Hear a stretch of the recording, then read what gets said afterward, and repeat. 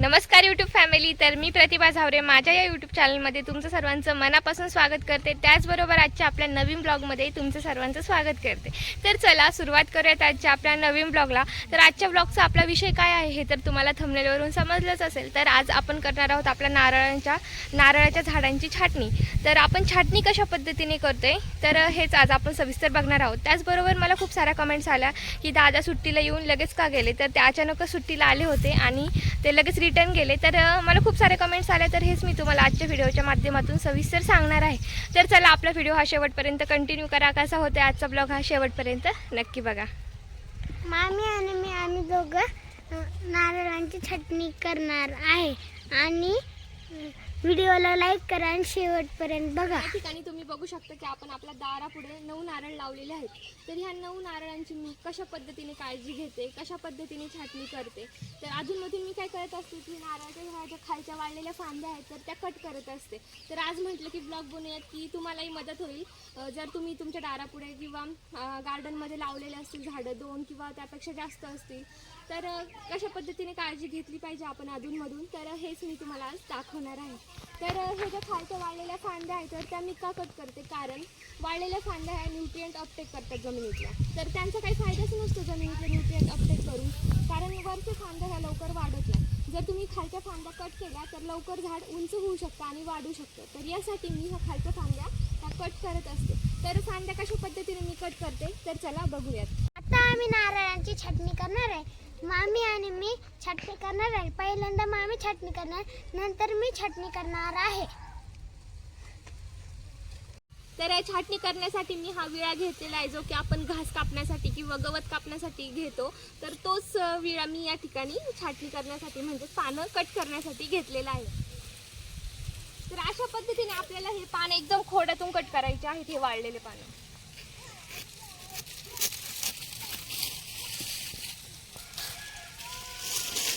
तर या ठिकाणी तुम्ही बघू शकता की एकदम मी खालून हे फांद्या कट केलेल्या आहेत. तर ही पण फांदी आपली वाळलेली आहे. तुम्ही बघू शकता की ही पण फांदी आपण कट करणार आहे.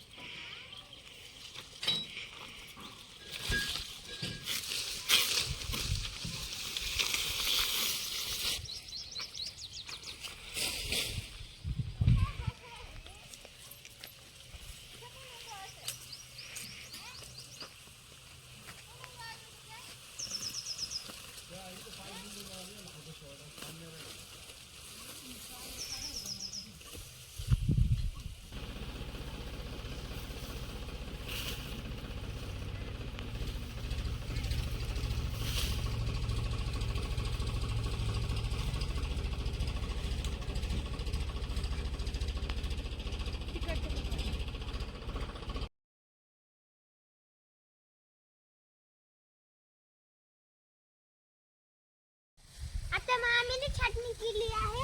आता मी पण करतो. बघा कशी करतो.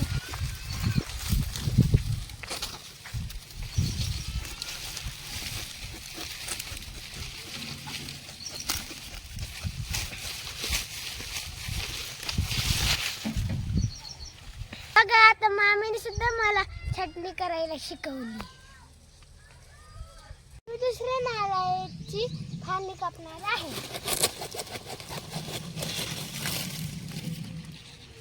आता तिकडची कट करा. आता मी दुसऱ्या नारळाची दुसरी फांदी कट करणार आहे.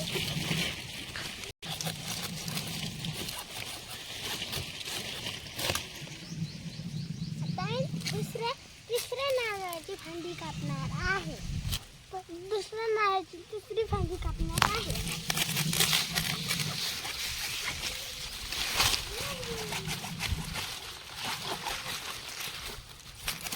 मी फांदी कापली आहे.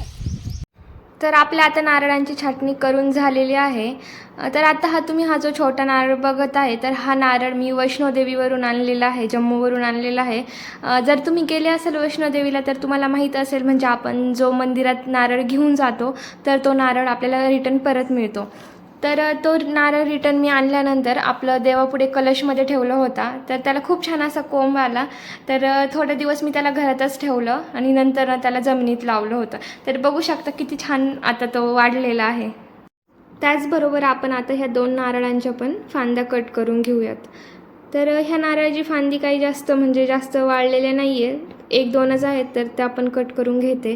तर फांद्या कट करताना मी एकदम खोडातून कट केलेले आहे. जर तुम्ही पण नारळांची छाटणी करणार असाल तर एकदम खोडातून छाटणी करा. आणि त्याचबरोबर आता हे जे तुम्ही नारळ बघत आहे, तर हे नारळ मी नारळांना लावून आता 1.5-2 वर्ष झालेले आहेत. ह्या नारळांसाठी मी पाण्याची सोय ही ड्रीपद्वारे केलेली आहे, कारण आपण तसं पाणी द्यायला आपल्याला कधी वेळ मिळतो नाही मिळत, त्यापेक्षा मोटर चालू केली की ड्रीपद्वारे त्यांना पाणी मिळतं. तर यासाठी मी अशा प्रकारे ड्रीपद्वारे यांना हे केलेलं आहे. आणि त्याचबरोबर मी यांना खत पण टाकत असते. खत व्यवस्थापन कशा पद्धतीने केलं पाहिजे हाही व्हिडिओ आपल्या चॅनलवर लवकरच येईल. तो व्हिडिओ तुम्हाला ॲग्रोवर्ड या चॅनलवरती बघायला मिळेल. म्हणजे माझा जो दुसरा शेतीविषयक माहितीचा चॅनल आहे, तर त्या चॅनलवरती तुम्हाला या खत व्यवस्थापनाबद्दल तुम्हाला माहिती बघायला मिळेल. तर लवकरच त्या चॅनलवरती मी हा व्हिडिओ अपलोड करणार आहे. नक्की जाऊन तुम्ही चेक करा. जर तुम्ही त्या चॅनलला पण जर सबस्क्राईब नसेल केलं तर नक्की करून घ्या, जेणेकरून तुम्हाला त्याही चॅनलच्या माध्यमातून मदत होईल. अशा प्रकारे आपल्या सर्व नारळांच्या आता फांद्या कट करून झालेल्या आहेत. जर तुम्ही फळबाग केलं असेल किंवा इतर फळांची झाडं लावली असतील तर तुम्ही पण अशा प्रकारे मध्ये फळभाज्या लावू शकता. बघू शकता माझ्या सासूबाईंनी किती छान पद्धतीने इथे मिरच्या लावलेल्या आहेत, कारण आपण तसंही झाडांना पाणी देतो, तर ते पाणी दुसऱ्या पण मालाला मिळू शकतं. तर त्यासाठी आपण या ठिकाणी मिरच्या लावलेल्या आहेत. तर ह्या फांद्या कट करून मी इथेच ठेवलेल्या आहेत, त्या आपण उचलून बाजूला ठेवते, म्हणजे अडचण होणार नाही. तर अशा पद्धतीने मी सर्व झाडांच्या छान पद्धतीने फांद्या कट केलेल्या आहेत. जर तुम्हालाही अशा पद्धतीने जर अजून काही माहिती हवी असेल तर नक्की मला कमेंट करा. यावरती मी नक्कीच तुम्हाला योग्य माहिती देईल, योग्य मार्गदर्शन करेल. आणि हो, ह्या ज्या नारळाच्या फांद्या आपण कट केलेल्या आहेत, तर यापासून आपण झाडू पण बनवू शकतो, म्हणजे खराटा पण बनवू शकतो. हे जे पानांमधल्या ज्या शिरा आहेत, म्हणजे जे देठ आहेत जाड, तर ते आपण वाळल्यानंतर काढू शकतो आणि ते सर्व एकत्र करून त्यापासून आपण खराटाही बनवू शकतो. त्याचबरोबर मला खूप सारे कमेंट्स आले इंस्टावरून, फेसबुकवरून, की दादा आत्ताच तर सुट्टीला आले होते आणि लगेच का रिटर्न गेले.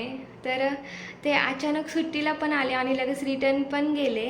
तर मी तुम्हाला सुरुवातीपासून सविस्तर सांगते. ॲक्च्युली काय झालं, त्यांना सुट्टीला यायचं होतं, हे मी आधीच्या ब्लॉगमध्ये पण सांगितलं होतं. पण नेमकं आत्ता सध्या इलेक्शनचा गोंधळ चालू आहे, तुम्हाला सर्वांना तर माहीतच आहे. तर इलेक्शनमुळे नेमकं त्यांना इलेक्शन ड्युटी लागली, त्यामुळे येण्याआधीच 2 दिवस त्यांची सुट्टी कॅन्सल झाली. म्हटलं आता इलेक्शन ड्युटी झाल्याशिवाय तर काही सुट्टीला येणार नाहीत, त्यामुळे सुट्टीला येण्याचा काही विषयच नव्हता. नंतरनं काय झालं माहीत नाही, त्यांना अचानक 4 दिवसांसाठी घरी येण्याची परमिशन मिळाली. तर मग ते सुट्टीला आले पण, आणि येत आहेत हे मला काहीच माहीत नव्हतं, कारण त्यांना परमिशन मिळाली आणि ते लगेच निघले. नंतरनं मी त्यांना कॉल केल्यावरती मला जरा गाड्यांचा आवाज यायला लागला. तर मग मी त्यांना विचारलं की तुम्ही सुट्टीला येत आहेत का म्हणून. तर म्हटले नाही, सुट्टी नाही मिळाली. मग म्हटलं पाठीमागे गाड्यांचा आवाज कसं काय येतो, कारण कॅम्पमधून तसं बाहेर येणं अलाउड नाही, त्यामुळे म्हटलं हे तसे तर बाहेर येऊ शकत नाही. मग त्यानंतर मी त्यांना व्हिडिओ कॉल केला, तर मग बोलले हां येत आहे म्हणून. तरी पण मला खरं वाटेना, अचानकच काय सुट्टी मिळाली, आणि म्हणजे मला विश्वासच बसत नव्हता त्यांना सुट्टी मिळाली आहे म्हणून. तर त्यांना सुट्टी मिळाली आणि ते अचानक आले पण, त्यामुळे मला काही ब्लॉग म्हणजे नाही का आधीचा ब्लॉग बनवायला काही जमलंच नाही. ते अचानक सुट्टीला आले, त्यामुळे त्यांचा आल्यानंतरचाच ब्लॉग तुम्हाला डायरेक्ट बघायला मिळाला. तर ते सुट्टीला फक्त 4 दिवसांसाठी आले होते, त्यामुळे त्यांची सुट्टी संपली आणि त्यांना लगेच जावं लागलं.